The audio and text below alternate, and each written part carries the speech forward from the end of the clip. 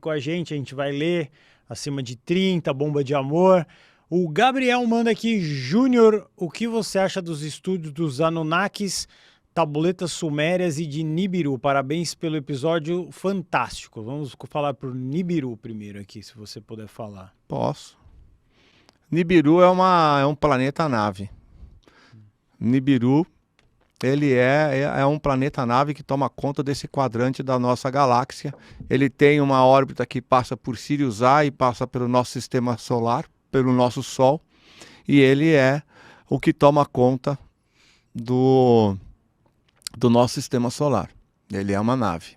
Ele foi criado depois que houve a Guerra Galáctica contra os reptilianos para realmente botar ordem na casa. Assim, do que acontece em cima, acontece embaixo. Tudo que nós temos aqui, nós não temos aqui a polícia, quem toma conta, tal, para, né, botar ordem na casa, também tem lá. Né? Então essa é a Nibiru. Tanto é que Nibiru tem uma órbita de 3.600 anos. Ele passa pela Terra a cada 3.600 anos, mas essa órbita de 3.600 anos nunca se sabe quando ela chega realmente, porque ela tem uma velocidade variada. Por ser uma nave, existem setores da galáxia em que ela pode passar mais devagar, pode passar mais rápido. Ela é a nave-mãe, ela é uma nave-mãe. Existem diversas raças dentro de Nibiru. A parte interna de Nibiru é um grande planeta. Né? Existem mares, existem florestas, existem cidades, o sol é artificial. E lá saem as naves menores, que são exatamente as naves que vão combater qualquer problema que esteja tendo na galáxia. Né? E os Anunnakis, na verdade, são nibiruanos. Ah, é? São. Quem deu o nome de Anunnakis para os nibiruanos foram os sumérios. Né? Na língua suméria, Anunnaki significa aquele que veio do céu. Então, como eles vinham do céu, os sumérios chamaram ele de Anunnakis, mas na verdade eles eram os nibiruanos. Sabia dessa. Onde o comandante chamava-se Anu. E ele tinha 2 filhos, Enki e Enlil. Enki e Enlil foram os que mais interferiram na Terra, mais participaram, né? Tanto é que Enki e Enlil são os deuses, né? Um é o deus mencionado no Velho Testamento e o outro é o Deus mencionado no Novo Testamento. Nós tivemos 2 deuses, que eles eram, né? E aí existe toda a história, né? Eu adoro Anunnaki. Na verdade, eu sou um grande entendedor dos Anunnakis. Eu participo de um grupo de estudo nos Estados Unidos chamado Nibirian Council. E é só sobre os Anunnakis. É um dos grupos mais importantes que tem.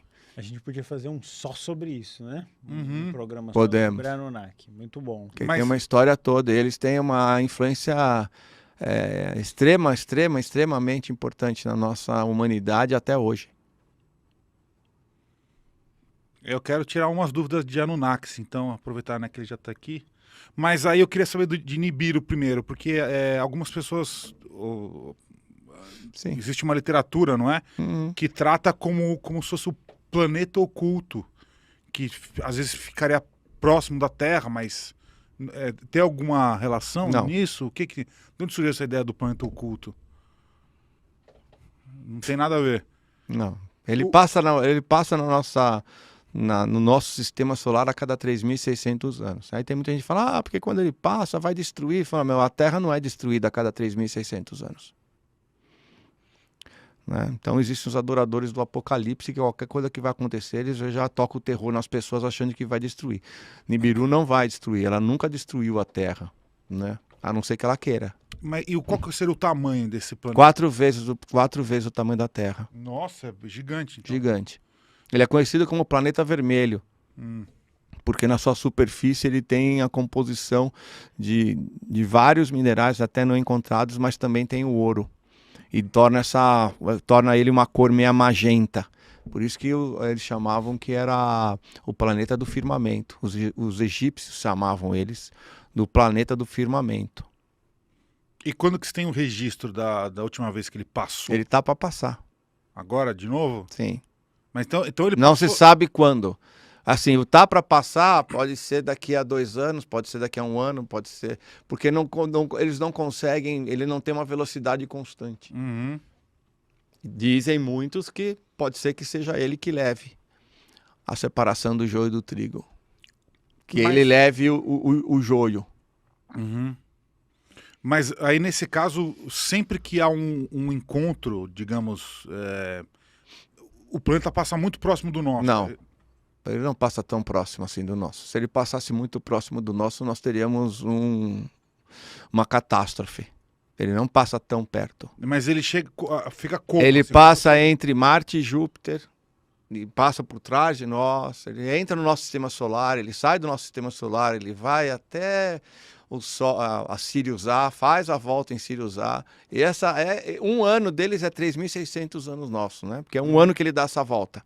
Então ele não passa tão perto assim. Porque se passasse tão perto assim, nós teríamos o fim da humanidade a cada 3.600 anos. Uhum. E não, isso não acontece. Que afetar a gravidade. É lógico, é muito grande. Então ele seria uma estrela, basicamente. Seria uma estrela, um pouquinho maior. Talvez. Depende da distância dele. Teria uma estrela. Porque nós temos estrela que você olha e você fala assim, nossa, a estrelinha é desse tamanho, né? É 1000 vezes o tamanho do nosso Sol. Uhum. É que ela está tão longe que ela é pequenininha. Mas, na verdade, né, o nosso Sol não é nem tão grande. Existem né, muito maiores. Milhares de vezes maiores. Pra você ter uma ideia.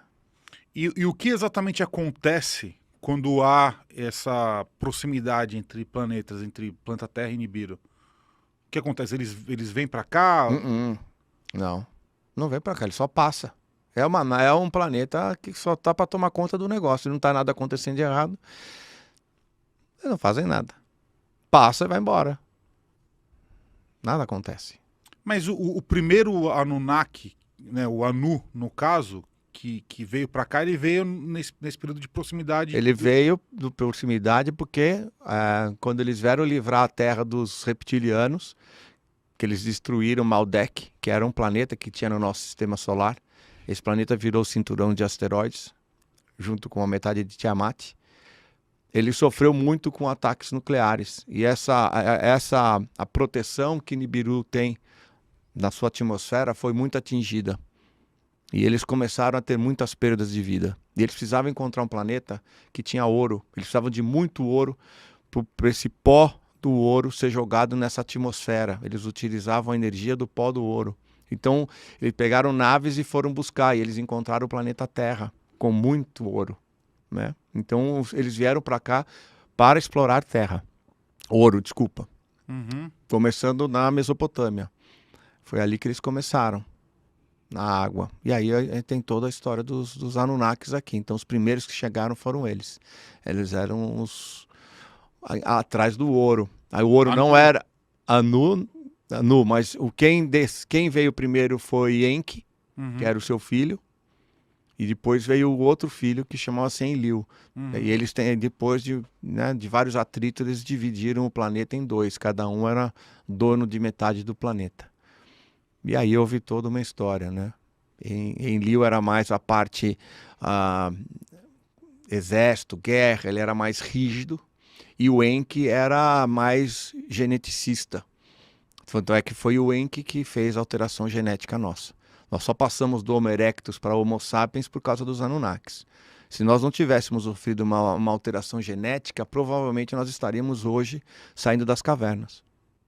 Se fosse a evolução normal do Homo erectus, até Homo sapiens, tudo, hoje nós estaríamos saindo das cavernas. Tanto é que chama-se o elo perdido. O elo perdido é a ciência não consegue explicar. A passagem, como o Homo erectus passou para Homo sapiens num prazo de tempo tão curto. Então, como eles não conseguem explicar, eles chamam do elo perdido, que é um elo mesmo, não existe uma justificativa.